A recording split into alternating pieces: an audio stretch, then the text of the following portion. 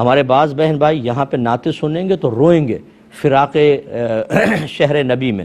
ہم پہنچ جائیں کسی طرح مدینے پہنچ جائیں، اچھی بات ہے، میں اس کا انکار نہیں کرتا ہوں، لیکن وہاں پہنچ گئے.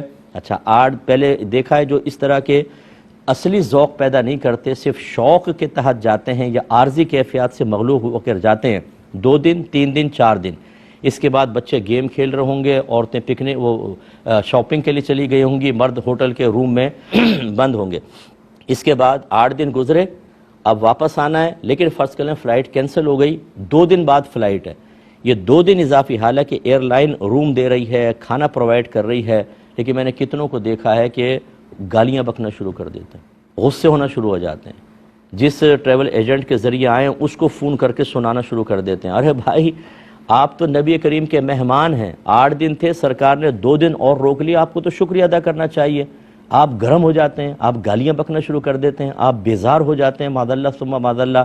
اگر کوئی اتنا کمزور باطن کا خدا را نہ جائے، 10 سال بعد چلے جائیں، پہلے اپنی باطنی تربیت کریں تب جائیں، ایسا نہ ہو ایمان ضائع ہو جائے. اتنا خطرناک وہاں کا معاملہ ہے، وہ شہر نبی ہے، اس کے بارے میں ذرا سی بے ادبی ہو سکتا ہے کہ آپ کے ایمان کا زوال کا سبب بن جائے. ایسی اپنی فیملی کی پہلے تربیت کریں، ایسا نہ ہو کہ بچے وہاں جا کے ابو ہم تو بور ہو گئے، یہ کیا آپ نے ہمیں لا کے ڈال دیا، چلیں گھر پہ، شور مچا رہے ہیں، بھاگ رہے ہیں ادھر سے ادھر گیلریوں کے اندر. ارے بھائی آپ کے اوپر شدید قسم کا وبال ہو سکتا ہے. وہ کوئی پکنک پوائنٹ نہیں ہے کہ اپنے بچوں کو لے جا کے وہاں تفریح کروائیں. آپ ادب اور احترام ملحوظ رکھیں، ایسے پھر اولاد کو لے کر نہ جائیں، ایسے بیوی بچوں کو لے کے نہ جائیں کہ عورتیں یہ کہیں میں تو یہاں پہ آ کے بور ہو گئی، اب واپس چلو بس.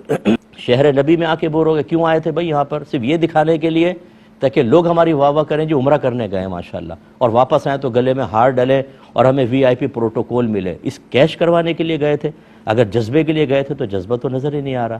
میرا الفاظ سخت ضرور ہے، لیکن ہم نے بعض اوقات ایک رسم بنائی ہوئی ہے، اور اس رسم کے اندر اپنی مرضی کے موافق جب کوئی چیزیں ملتی ہیں تو بہت خوش رہتے ہیں، اور خلاف چیزیں ہوتی ہیں تو پھر نہیں دیکھتے کہ کس شہر کے بارے میں، کس مقام کے بارے میں ہماری زبان سے کیا کیا جملے نکل رہے ہیں، اور ہم کیا کیا وہاں پر مغلظات بک رہے ہیں اپنے منہ سے، اور کس قدر غلیظ باتیں اس شہر نبی کے اندر ہو رہی ہیں. ان تمام چیزوں کا خیال کریں، اور میں اعادہ کرتا ہوں، پہلے اپنی باطنی تربیت، اپنی فیملی کی باطنی تربیت کریں، پھر وہاں پر جائیں، ورنہ سب تباہ کر کے واپس آئیں گے. آپ کو اتنے اگر میرا بلاوا آ گیا تو میں کوئی باکمال نہیں ہوں، یہ اللہ کا کرم ہے کہ وہ جس کو وہاں پر حاضری کا موقع دے دے.